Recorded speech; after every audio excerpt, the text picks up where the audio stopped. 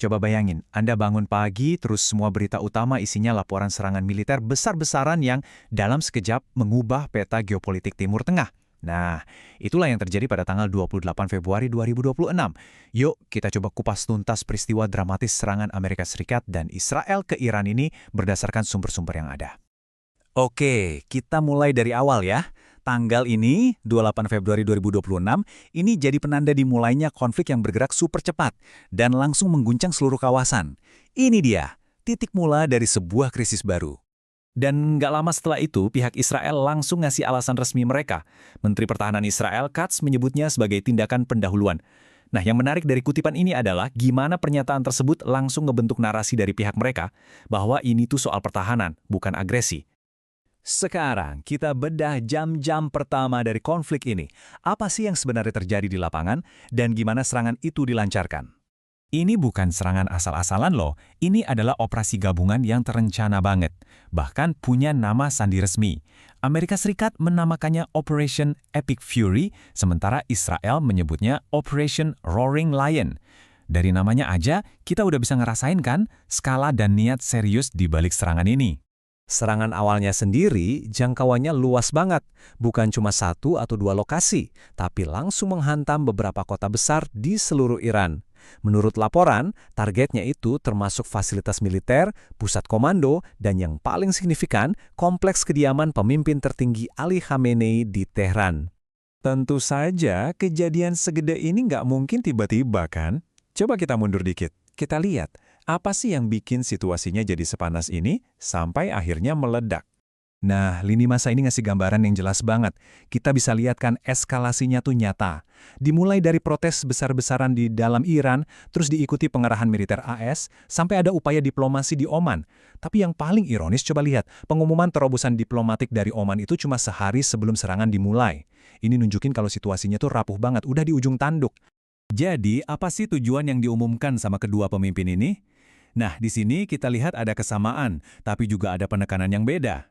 Perdana Menteri Netanyahu fokus ke ancaman eksistensial. Di sisi lain, Presiden Trump lebih belak-belakan, langsung nyuruh rakyat Iran buat mengambil alih pemerintahan. Jelas banget kan, ini mengarah ke pergantian rejim. Tentu saja, Iran nggak tinggal diam. Reaksi mereka cepat, dahsyat, dan langsung mengubah konflik ini jadi kayak api yang menyebar ke seluruh kawasan. Yuk kita lihat kelanjutannya. Dan ini dia balasannya. Iran langsung nembakin puluhan rudal balistik. Wah, ini eskalasi besar-besaran yang otomatis nyeret banyak negara lain masuk ke dalam konflik. Ini juga nunjukin kalau Iran siap membalas dengan kekuatan penuh. Coba deh lihat daftar targetnya ini. Skalanya luar biasa, bukan cuma Israel, tapi juga pangkalan-pangkalan militer Amerika di seluruh Teluk Persia, di Kuwait, Bahrain, Qatar, dan Uni Emirat Arab. Ini benar-benar nunjukin kalau jangkauan rudal Iran itu nggak main-main, dan mereka berani nyerang kepentingan Amerika secara langsung. Sementara di darat dan udara kacau, ada perang lain yang terjadi, yaitu perang di dunia maya. Koneksi internet di Iran langsung anjlok, sampai tinggal 4% dari biasanya. Bayangin, ini namanya blackout informasi total yang bikin susah banget buat tahu apa yang sebenarnya terjadi di dalam negeri. Di balik semua strategi militer ini, yang paling menyedihkan selalu ada korban manusia. Sekarang, kita lihat dampak langsung konflik ini pada warga sipil yang seringkali jadi korban paling tragis.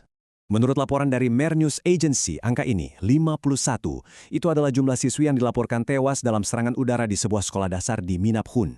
Sebuah pengingat yang sangat-sangat menyedihkan tentang harga sebuah perang.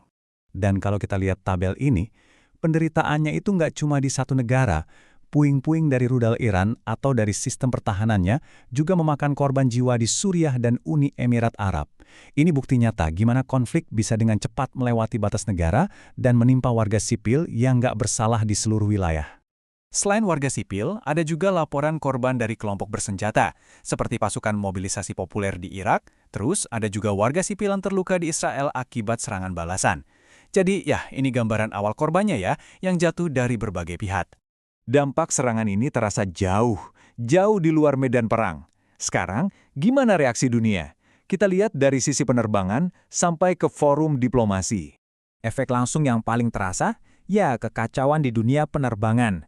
Negara-negara seperti Irak, Kuwait, UAE, dan Israel langsung menutup wilayah udara mereka. Ini kan praktis melumpuhkan perjalanan udara sipil di salah satu jalur persimpangan tersibuk di dunia. Di panggung diplomasi, dunia langsung terbelah. Di satu sisi, ada yang mendukung penuh. Contohnya Perdana Menteri Albania ini, yang bilang negaranya solid bareng Israel dan Amerika Serikat.